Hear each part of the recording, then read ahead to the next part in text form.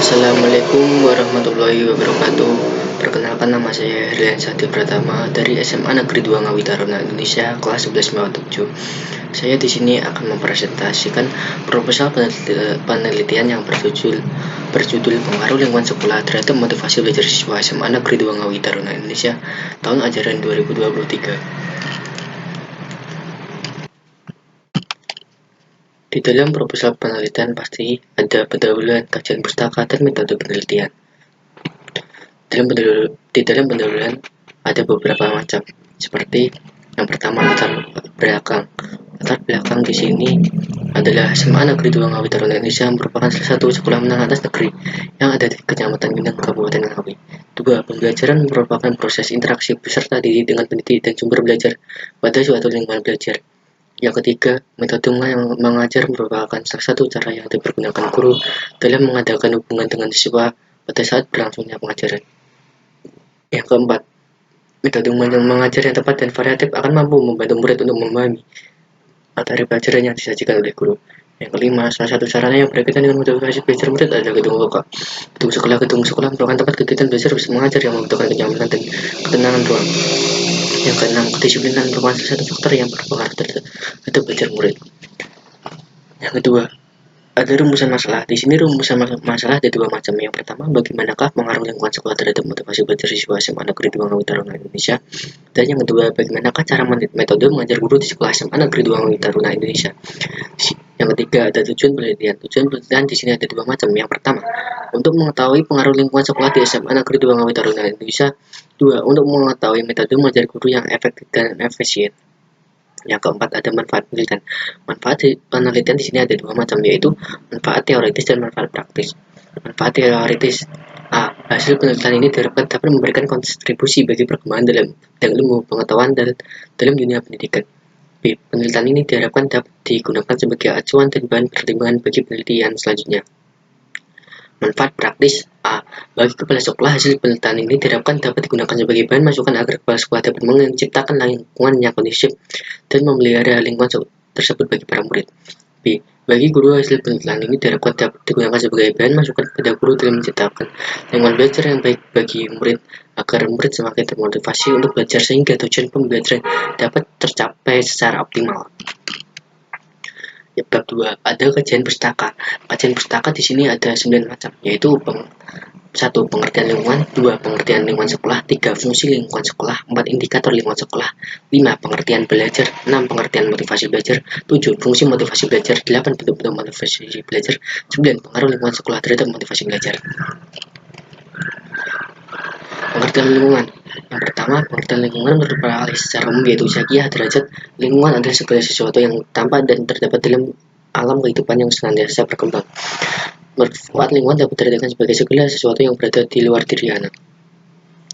Pengertian lingkungan sekolah. Pengertian lingkungan sekolah menurut para ahli yaitu menurut Munik, lingkungan secara umum diartikan sebagai kesatuan dengan semua benda, daya badan, dan makhluk hidup termasuk manusia dan berlakunya yang mempengaruhi kelangsungan kehidupan dan kesejahteraan manusia serta makhluk hidup lainnya.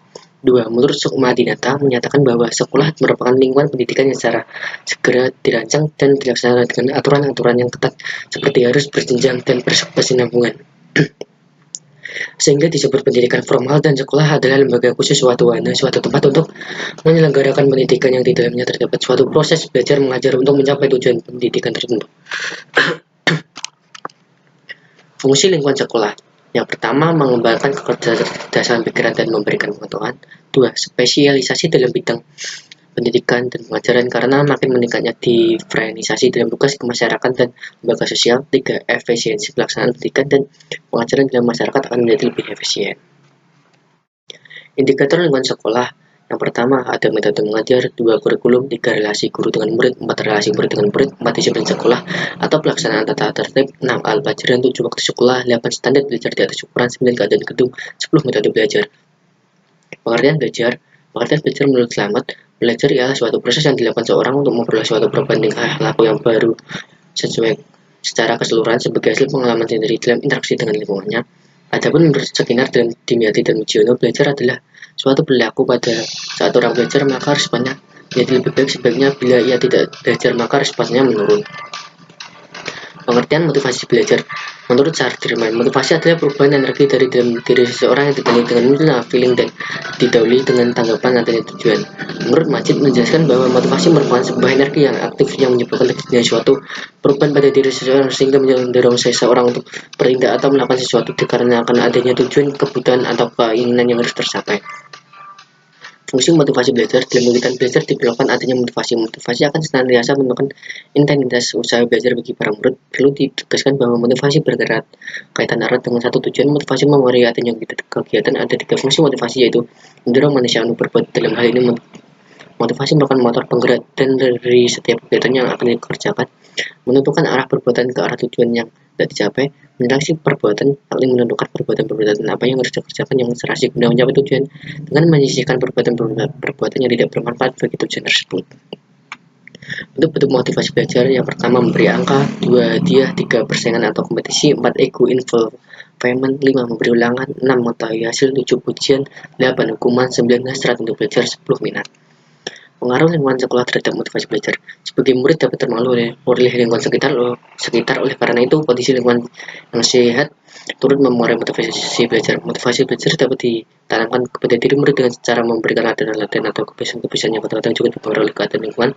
Seorang guru harus mampu membangkitkan motivasi belajar murid agar tujuan dari pembelajaran dapat tercapai. Menciptakan lingkungan yang kondusif agar murid belajar merupakan salah satu upaya yang dilakukan guru dalam memunculkan motivasi belajar.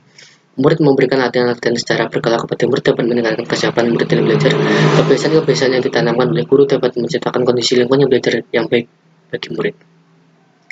Yang ketiga, ada metode penelitian. Metode penelitian di sini ada latar penelitian, bentuk dan strategi penelitian, data dan sumber data penelitian, validitas data, dan teknik analisis data.